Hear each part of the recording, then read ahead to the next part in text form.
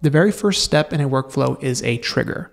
You can think of a trigger as a special activation step, or a step that starts the workflow. It's not responsible for performing actions like sending an API request or transforming data. It's more like the green light that says, okay, let's start and begin the workflow. There are many different triggers within Pipedream. Let's cover the main types so that way you can learn how to use and build them within your own workflows.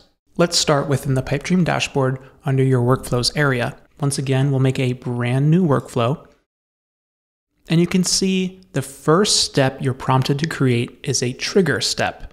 In the past videos, we've used the new HTTP webhook request trigger, which triggers the workflow on a specific URL. When someone opens up this URL in the browser or via an API request, it will trigger the workflow.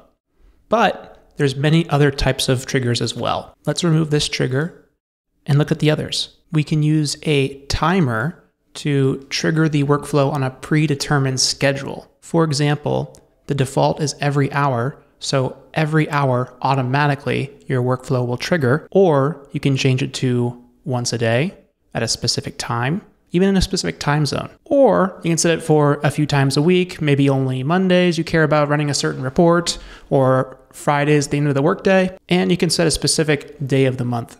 First of the month, I care about all transactions from the end of the month, something along those lines. You can even specify a cron expression, which is a technical way of setting up a schedule that's very exact. Now, to remove this trigger, we go up to this top right menu and click on Remove Trigger. Then the trigger will be removed and we can set a new one instead. Now, reopening the Add a Trigger panel, we can see this other option called New Emails. Let's open it up. This trigger is pretty neat because it triggers a workflow based off an email sent to this specific email address. So you can have an automatic forward that will send emails to this address and it will become available for your workflow to use. You can take out the subject, you can use the body, and you can even use the attachments that are on the email sent to this address. You may have noticed that there's a list of apps on the left-hand side.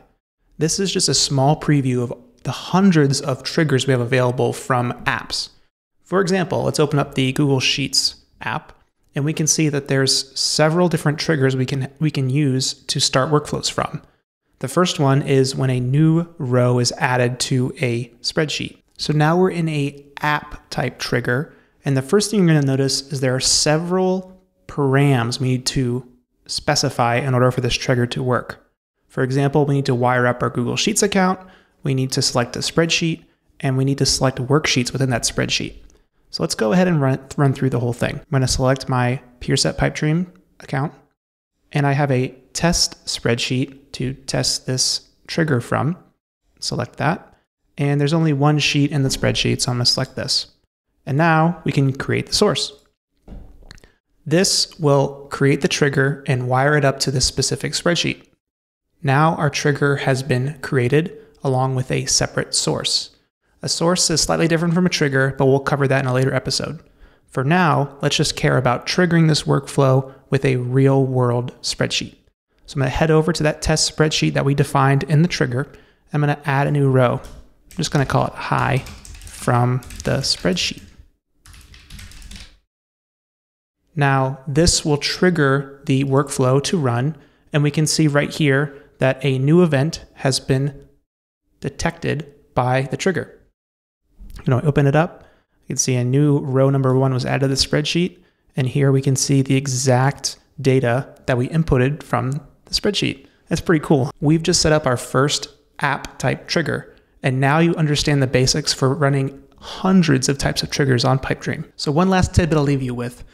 Every single app-based trigger, like the one we used here to make a Google spreadsheet update a workflow, is open source. All of the code is public, and you can see it in our public registry on GitHub. In future videos, I'm going to teach you how to build triggers from scratch so you can publish to your own account, to your teams, or to the public registry for everyone to use.